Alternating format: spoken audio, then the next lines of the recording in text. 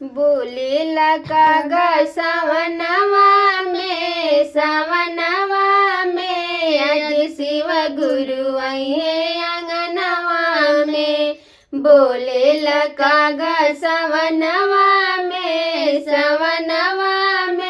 आज शिव गुरु आइए आंगनवा में। भंगिया दतुरवा के भोगवा लगाई बे अपने ही हाथे हम गुरु के खियाई।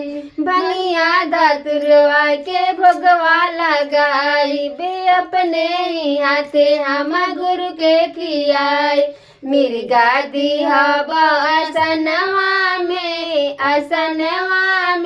आज शिव गुरु आइए आंगनवा में। टोला परोसा से शिष्या बोलवनी अपने आंगनवा में चर्चा करवनी। टोला परोसा से शिष्या बोलवनी अपने आंगनवा में चर्चा करवनी। बाजी मंजीरा भवनवा में आज शिव गुरु आइए आंगनवा में।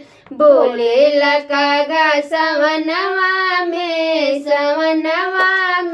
आज शिव गुरु आइए आंगनवा में। कंचना थाली कपूर के बाती जगमग दियरा जरे सारी राती।